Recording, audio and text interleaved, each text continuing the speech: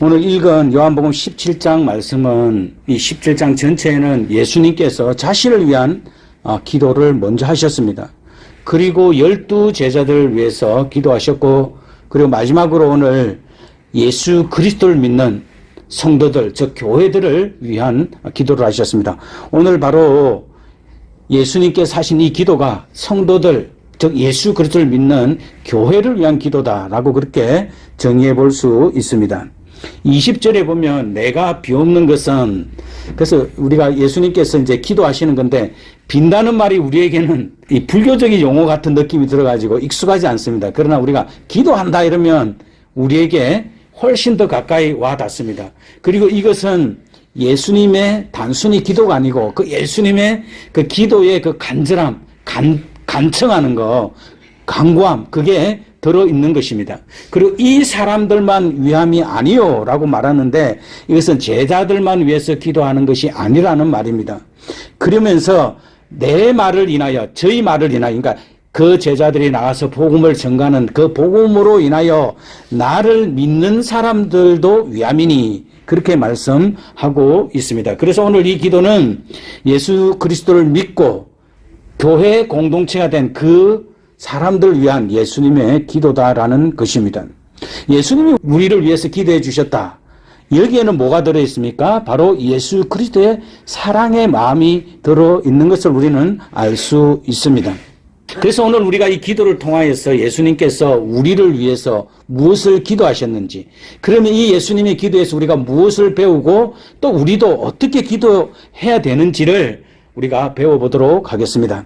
하나님의 관심은 교회다운 교회가 되는 것입니다. 그래서 하나님께서 이 역사 속에 주어진 것 가운데 가장 중요한 것이 이스라엘 백성들도 아니고 교회라는 것입니다. 교회만큼 이 세상 속에, 이 인간 역사 속에 중요한 것이 없습니다. 왜냐하면 하나님은 교회를 통하여서 당신의 구원 사역을 이루어 가시기 때문입니다. 따라서 이 교회는 복음의 영광을 가지고 있습니다. 교회가 이 복음을 증거할 때 하나님의 영광이 드러나는 것입니다. 그러면 예수님은 우리를 위해서 무엇을 위해 기도하셨는가? 첫 번째는 하나가 되게 해달라고 기도하셨습니다. 21절에 보면 아버지께서 내 안에, 내가 아버지 안에 있는 것 같이 예수 그리스도를 믿는 모든 사람들이 다 하나가 되기를 예수님께서 기도하셨습니다. 그래서 우리 공동체가 하나가 되어 있을 때, 우리가 세상에 나아갈 때, 저 사람은 예수 그리스도를 믿는 사람으로 우리를 인정해 준다라는 것입니다. 그래서 이 하나가 되는 그 목적이 뭐냐면 온전함을 이룬다라는 것입니다. 그래서 이 온전함을 가지고 예수 그리스도의 사랑을 가지고 세상에 나가야 되는 것입니다. 구원 역사, 하나님께서 우리를 구원하신 역사는 삼위일체 하나님의 사역입니다. 하나님께서 구원을 계획하셨죠. 그 계획을 구원하셨는데 그 계획을 이루신 분이 바로 예수 그리스도입니다. 그러면 예수님께서 이루신 그 구원을 사람들 각 심령 속에 들어오셔서 예수 그리스도를 믿게 하고 알게 하고 하나님의 사랑을 깨닫게 하는 것이 바로 우리 속에 들어와 있는 성령님의 사역입니다. 그래서 하나님과 예수님과 성령이 하나가 되지 않으면 우리의 구원 사역이 이루어질 수 없는 것입니다. 마찬가지로 예수 믿는 사람들이 예수님을 중심으로 하나님 나라를 바라보고 하나가 되어 있지 않으면 우리는 이 땅에 나아갈 때 빛과 소금으로 나아갈 수 없고 한 영혼도 구원할 수 없는 것입니다. 그래서 바울은 빌립보서 2장 2절에서 마음을 같이하여, 이 마음을 같이 한다는 것이 바로 하나가 되는 것입니다. 같은 사랑을 가지고, 그러니까 같은 마음과 같은 사랑을 가지고 뜻을 합하여, 무슨 뜻으로 합하는 것입니까? 하나님께서 우리를 사랑하신다는 것, 우리를 구원하시기를 기뻐하신다는 그 뜻을 합하여 한 마음을 가지고 세상에 나가야 된다는 것입니다. 그럴 때 다툼이나 허용으로 하지 말라고 이야기하셨습니다. 따라서 우리가 구원 사역을 이루기 위해서는 우리가 예수님 중심으로 하나가 되어 있어야 하는 것입니다. 우리가 여기에서 또 하나 더 알 수 있는 것은 바로 교회의 사명은 예수님이 이 세상에 우리를 구원하시기 위한 구원자임을 믿게 하는 데 있다는 것입니다. 그래서 교회는 복음의 영광이 떠나면 교회는 가치가 없는 것입니다. 교회가 복음 안에서 하나가 되고 하나님의 뜻인 예수 그리스도를 증거하는데 온전히 하나가 될 때, 예수 증인 공동체가 될 때 교회는 교회다운 교회가 될 수 있는 것입니다. 이 하나가 되기 위해서는 예수님께서 사도행전에 보면 예루살렘을 떠나지 말고 약속하신 성령을 받으라라고 말씀하셨습니다. 그래서 사도행전 1장 14절에 보면 여자들과 예수의 어머니 마리아와 예수의 아우들과 더불어 마음을 같이하여 오로지 기도에 힘쓰더라. 여기 중요한 게 무엇입니까? 마음을 같이 했다는 겁니다. 하나가 되었다라는 것입니다. 그리고 하나가 되어 다른 생각을 하지 않고 하나님만 바라보고 하나님이 말씀하신 그 성령을 받기를 간절히 기도했다라는 것입니다. 자, 그럴 때 그 기도가 오순절날까지 이어졌습니다. 오순절날 보면 그 날이 이미 이름에 그들이 다 같이 한 곳에 모였다라고 말합니다. 그러면 이것이 바로 뭐냐면 제자들이 지금 다 흩어져 있는 겁니까? 아니면 하나가 되어서 하나님 나라를 이루기 위해서 지금 기도하고 있는 것입니까? 하나님의 구원 성취를 위해서 그들이 하나님의 사역자들이 되기 위해서 하나님의 일을 하기 위해서 그들은 마음을 같이하여서 기도에 전혀 힘썼고 또 마음을 같이하여서 한 곳에 모였다라는 것입니다. 그래서 교회는 모일 때 힘이 있는 겁니다. 모이고 기도할 때 교회는 더 온전히 그리스도 안에서 하나가 될 수 있고 힘 있는 교회가 될 수 있는 것입니다. 왜 우리가 모이고 왜 기도해야 됩니까? 예수 그리스도의 복음을 통하여서 하나님의 영광이 나타나기를 기도하여야 하는 것입니다. 예수 그리스도가 하나님의 아들이심을 믿게 하는 것, 그 우리 힘과 능력으로는 우리가 어떤 수단과 방법을 다 동원한다 그러더라도 우리는 불가능합니다. 우리 힘으로는 할 수 없습니다. 근데 언제 그것이 나타나냐? 우리가 하나가 되고 하나로 전심을 다해서 기도할 때에 그런 놀라운 능력을 나타낼 수 있는 것입니다. 우리가 구원의 열정을 가지고 하나가 되어서 하나님의 영광이 나타나기를 찬송하고 기도하면 하나님의 은혜가 우리 심령 속에 폭발적으로 역사하고 임하는 것입니다. 그럴 때 우리는 이 예배를 통해서 하나님의 사랑을 충만히 우리 가슴 속에 받을 때 우리가 세상에 나가서 세상을 이길 수 있는 힘이 생기는 것입니다. 따라서 우리는 이 사실을 믿고 교회가 모일 때마다 마음을 같이하고 하나가 되어서 기도하기를 힘써야 되는 것입니다. 자기가 가장 무서워하는 것은 교회가 예수 그리스도의 복음으로 하나가 되어 있는 것을 마귀는 가장 무서워합니다. 우리가 한 사람 한 사람이 비록 보잘것없이 보입니다. 그러나 우리가 하나가 되면 다한 것입니다. 우리가 정말 기도로 하나가 되고 모이실 때 마음이 하나가 되고 하나님 앞에 은혜를 구하고 기도할 때 우리는 십자가의 군대로 세상에 나가서 위대한 하나님의 구원 역사를 이룰 수 있는 것입니다. 우리가 매주 사실 성찬을 했는데 왜 성찬을 합니까? 성찬을 하는 이유도 뭡니까? 예수 그리스도의 몸과 예수 그리스도의 피를 받음으로 우리의 멀어져 있던 마음, 그것이 하나가 되기 위해서 하나님과 더 가까운 그 친밀함을 느끼기 위해서 그 구원의 은혜를 받고 우리가 그리스도 안에서 하나의 공동체라는 그것을 나누기 위해서 우리가 떡과 포도주를 받는 거지 않습니까? 두 번째로 예수님은 믿는 사람들이 하나님 나라를 바라보며 그리스도의 영광을 보게 해달라고 기도하셨습니다. 신앙생활을 어떻게 해야 됩니까? 신앙생활 하는 것들을 가만히 보면 예수 믿고 그냥 이 땅에 있는 것만 얻으려고 하는 많은 성도들을 봅니다. 헛된 것을 구하면 그거는 욕망으로 끝나는 겁니다. 욕심으로 끝나고 마는 것입니다. 그래서 예수님께서는 우리의 궁극적인 소망을 가지고 계속 살아가고 그 나라를 바라볼 것을 예수님께서 지금 말씀하신 것입니다. 24절에 보면 나 있는 곳에 나와 함께 있어 창세전부터 나를 사랑하심으로 내게 주신 나의 영광을 저희로 보게 하시기를 원하옵나이다. 그래서 이 예배는요, 천상의 예배, 하늘의 예배를 우리는 드릴 수 있어야 하는 것입니다.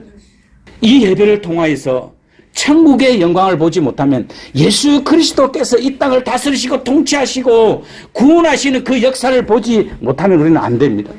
요한계시록이 그것을 잘 증명해 주고 있습니다. 보좌 곁에 성자께서 계시는 예수님께서 계시는 그곳에 24장로들과 천군 천사들이 흰옷을 입고 수많은 백성들이 엎드려서 그분께 예배하고 경배하고 무릎을 꿇는 그 모습을 우리가 보아야 한다는 것입니다. 우리가 이 예배를 드리는 것은 바로 그 천상에 있는 예배 가운데 우리도 이 땅에 있지만 그 천상의 예배를 바라보며 우리도 하나님 앞에 예배를 드리는 것입니다. 우리는 그냥 단순히 이 성경 주보에 나와 있는 예배 순서를 따라하는 것이 아닙니다. 이 순서가 바로 천국에 있는 천상 예배의 그 예배 순서를 우리에게 옮겨온 것이에요. 천국에 있는 그 천상의 영원한 천국에서 기쁨을 누리는 그 성도들과 함께 동참하여서 우리는 하나님 앞에 예배를 드리는 것입니다. 하나님의 영광이 우리 눈에 보여야 됩니다. 천국의 그 기쁨과 그 영광이 우리 눈에 보여야 됩니다. 이 하나님의 영광을 본 사람들은요, 세상에 나와서 결코 타협하지 않습니다.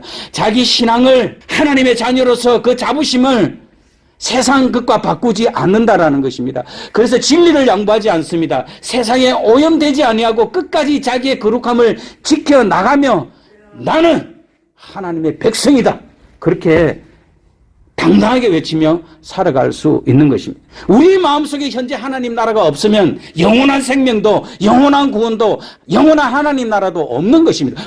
예수님께서 천국은 너희 마음속에 있는다고 했는데 그 천국을 누리지 못하면 눈에 보이지 않는 천국을 어떻게 우리가 누릴 수 있습니까? 예수님께서 롯의 철을 생각해라 그러잖아요. 소돔과 고모라를 하나님의 은혜 가운데 빠져나왔습니다. 근데 롯의 처는 뒤를 돌아본 거로 뭐가 되었다고 말씀하고 있습니까?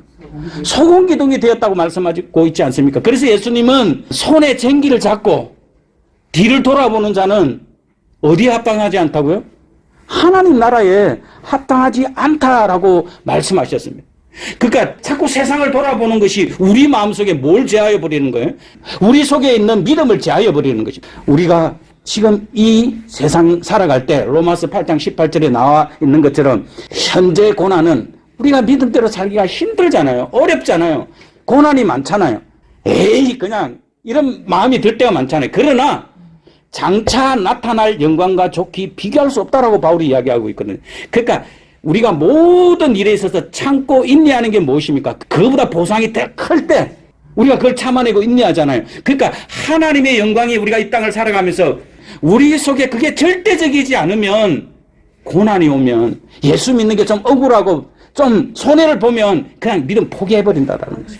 여기에서 장차 나타날 영광이 무엇입니까?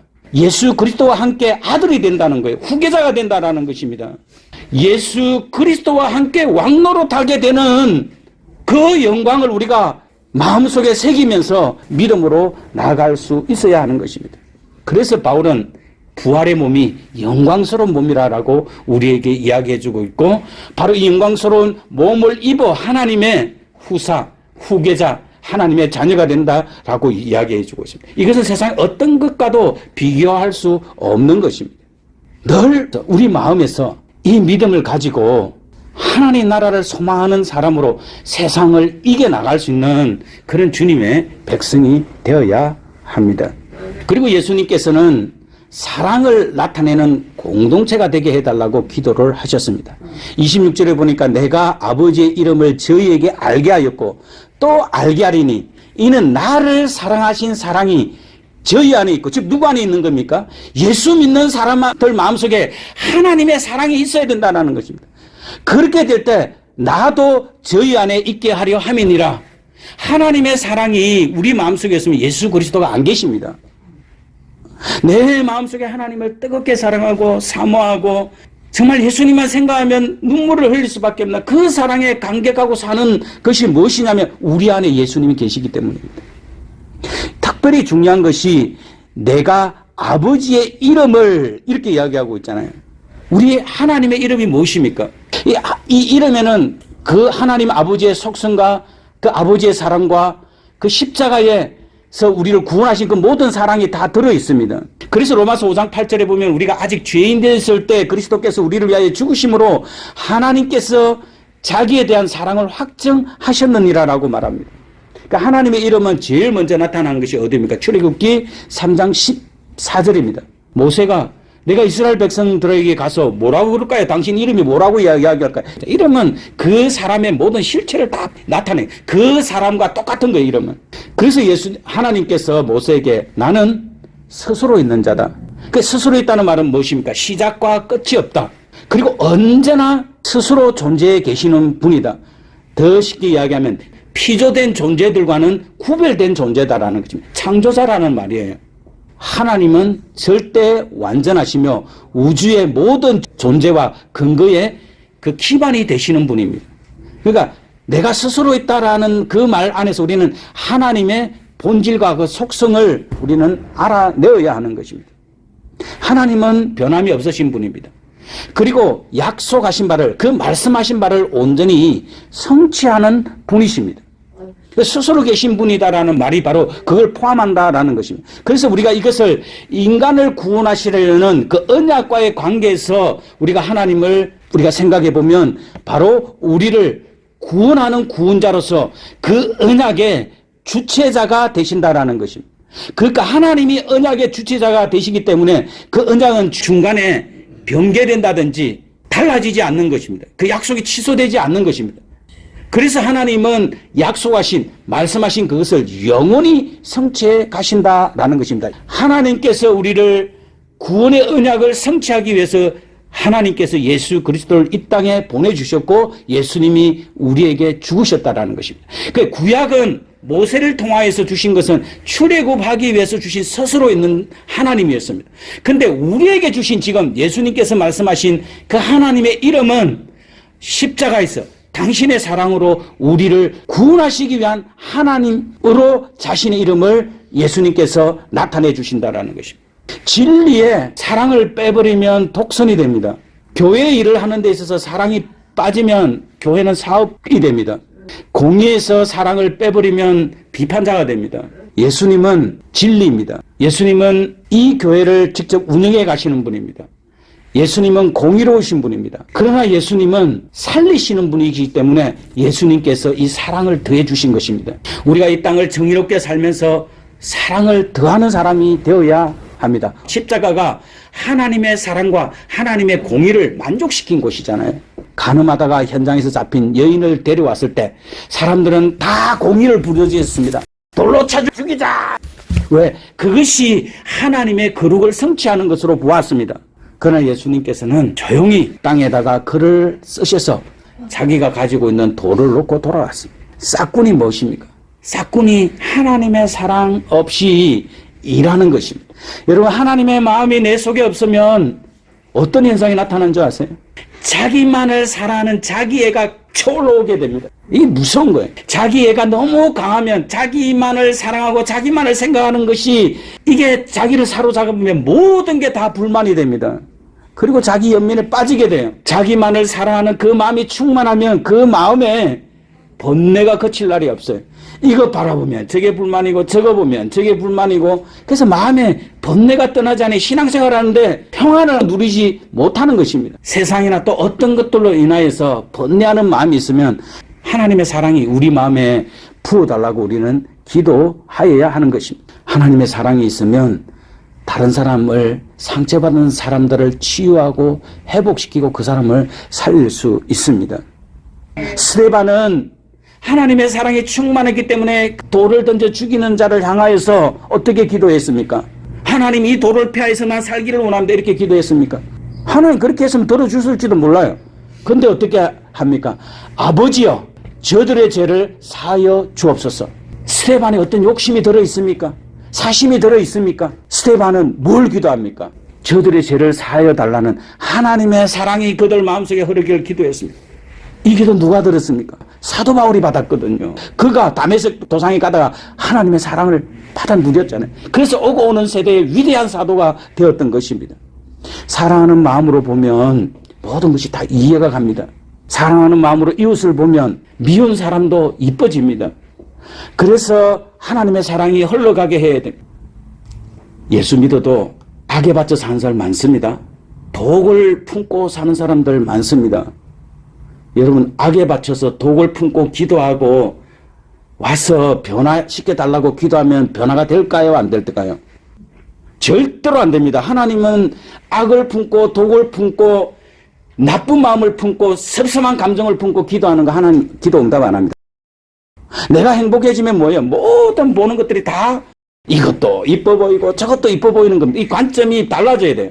그래서 우리는 십자가를 붙들고 내 속에 들어있는 이 정말 세상적이고 세속적이고 잘못되어 있는 이 어그러지고 굽어져 있는 마음을 한탄하며 우리가 많이 울어서 하나님의 사랑이 그 내 마음을 치유하고 회복할 때 그 치유하고 회복한 것이 우리 자녀들에게 흘러가고 우리 손자 손녀들한테 그 손자 손녀들은 그 사랑을 또 받고 그래서 성경은 1000배까지 복을 받는다라고 성경이 이야기하고 있는 거예요. 여러분 우리는 기도할 자유와 기도하지 않을 자유가 있습니다. 바가지를 들고 하늘에 비가 내리는데 하나님 나 비 있게 담게 주세요 하면서 바가지를 거꾸로 닫고 있는 거예요. 바가지를 어떻게 해야 돼요? 바로 해야죠. 그리고 뭘 받아야 돼요? 하나님이 주신 사랑을 받아야 되죠.